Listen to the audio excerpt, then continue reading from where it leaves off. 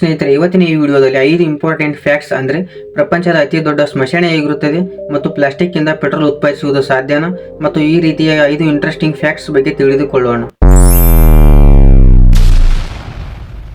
Fact number 1. ಸ್ನೇಹಿತರೆ, ಯುಎಸ್ಎಯಲ್ಲಿ ಎಂತಹ place ಇದೆ ಅಂದರೆ ಅಲ್ಲಿ ಒಂದೇ ಬಾರಿ 4 ರಾಜ್ಯಗಳ ಮೇಲೆ ನಿಂತುಕೊಳ್ಳಬಹುದು. ಈಗ ನೀವು ಸ್ಕ್ರೀನ್ ಮೇಲೆ ನೋಡುತ್ತಿರುವ ಪ್ರದೇಶದ ಹೆಸರು 4 ಪಾಯಿಂಟ್ ಅಂತ ಮತ್ತು ಯುಎಸ್ಎಯಲ್ಲಿರುವ 4 ರಾಜ್ಯಗಳು ಒಂದೇ ಸ್ಥಳದಲ್ಲಿ ಕಲಿಯುವಂತಹ ಪ್ರದೇಶವಾಗಿದೆ. ಅಂದರೆ ಈ ಜಾಗ 4 ರಾಜ್ಯಗಳು ಕಲಿಯುವಂತಹ ಕೊನೆಯ ಗಡಿಯಾಗಿದೆ. Fact number 2. ಭೂತಾನ್ನಲ್ಲಿರುವ ಜನರು ಒಂದೇ ದಿನದಲ್ಲಿ ಅವರ ಜನ್ಮದಿನವನ್ನು ಸೆಲೆಬ್ರೇಟ್ ಮಾಡಿಕೊಳ್ಳುತ್ತಾರಂತೆ. ಯಾಕಂದ್ರೆ ಅಲ್ಲಿಯ ಜನರಿಗೆ ಅಂದಿನ ಕಾಲದಲ್ಲಿ ಸರಿಯಾದ ವಿದ್ಯಾಭ್ಯಾಸ ಸಿಗದೇ ಇರುವುದರಿಂದ ಅವರಿಗೆ ತಮ್ಮ ಹುಟ್ಟಿದ ದಿನ ಕೂಡ ಗೊತ್ತಿರುವುದಿಲ್ಲ.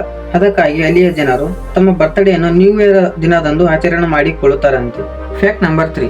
ಈಗ ನೀವು ಸ್ಕ್ರೀನ್ ಮೇಲೆ ನೋಡುತ್ತಿರುವ ಫೋಟೋವನ್ನು ನೋಡಿದ ತಕ್ಷಣ ನಿಮಗೆ ಏನು ಅನಿಸುತ್ತದೆ?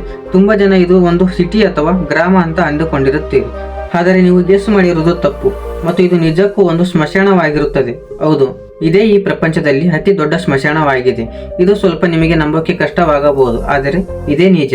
ಈ ಸ್ಮಶಾನದ ಹೆಸರು ವಾಡಿ ಅಲ್ ಸಲಾಮ್ ಅಂತ. ಈ ಸ್ಮಶಾನ ಬಂದು ಇರಾನ್ ದೇಶದಲ್ಲಿ ಇದೆ ಮತ್ತು ವಾಡಿ ಅಲ್ ಸಲಾಮ್ ಅರ್ಥವೇನೆಂದರೆ ಅರಬಿಕ್ ಭಾಷೆಯಲ್ಲಿ ವ್ಯಾಲ್ ಆಫ್ ಪೀಸ್ ಅಂತ, ಅಂದರೆ ನಮ್ಮ ಕನ್ನಡದಲ್ಲಿ ಶಾಂತಿಯುತವಾದ ಪ್ರದೇಶ ಎಂಬ ಅರ್ಥವನ್ನು ನೀಡುತ್ತದೆ. ಮತ್ತು ಈ ಸ್ಮಶಾನದಲ್ಲಿ 50 ಲಕ್ಷಕ್ಕಿಂತ ಅಧಿಕ ಶವಗಳನ್ನು ಮುಚ್ಚಿದ್ದಾರೆ ಮತ್ತು ಈ ಸ್ಮಶಾನ ಸುಮಾರು 1500 ಎಕರೆಯಷ್ಟು ವಿಸ್ತೀರ್ಣವನ್ನು ಹೊಂದಿದೆ. ಆದರೆ ಈ ಸ್ಮಶಾನದಲ್ಲಿ ಸಮಾಧಿ ಮಾಡಬೇಕಾದರೆ ಎಷ್ಟು ಖರ್ಚು ಬರುತ್ತದೆ ಅಂದರೆ 2,58,000 ರೂಪಾಯಿಗಳಷ್ಟು ಖರ್ಚು ಬರುತ್ತದೆ. Fact number 4.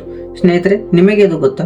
ನಾವೆಲ್ಲರೂ ಸಾಮಾನ್ಯವಾಗಿ ATM ಮಷಿನ್ಗಳನ್ನು ನೋಡಿರುತ್ತೀವಿ ಮತ್ತು ಅದರಲ್ಲಿ ದುಡ್ಡನ್ನು ಸಹ ಡ್ರಾ ಮಾಡಿರ್ತೀವಿ. ಆದರೆ ಗೋಲ್ಡ್ ATM ಮಷಿನ್ಗಳನ್ನು ನೋಡಿರಲ್ಲ. ಅಂದರೆ ನೀವೇನಾದರೂ ಈ ದುಡ್ಡನ್ನು ATM ಅಲ್ಲಿ ಹಾಕಿದರೆ ಬದಲಿಗೆ ಚಿನ್ನವನ್ನು ನೀಡುತ್ತದೆ. ಇದು ನಮ್ಮ ಭಾರತದ ಹೈದರಾಬಾದ್ನಲ್ಲಿಯೇ ಇದೆ.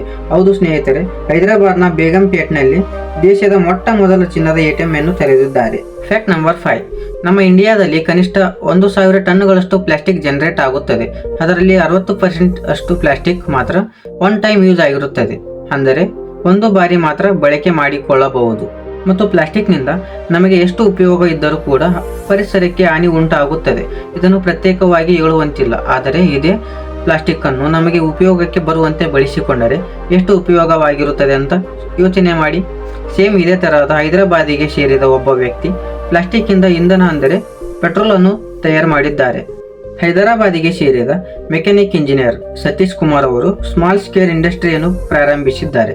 ಇದರಲ್ಲಿ ಪ್ಲಾಸ್ಟಿಕ್ ಫೈರ್ ಲೇಸಿಸ್ ಎಂಬ 3 ಸ್ಲೈಡ್ ಪ್ರೋಸೆಸ್ ಉಪಯೋಗಿಸಿಕೊಂಡು ಪ್ಲಾಸ್ಟಿಕ್ ಇಂದ ಪೆಟ್ರೋಲ್ ಅನ್ನು ಉಪಯೋಗಿಸುತ್ತಿದ್ದಾರೆ.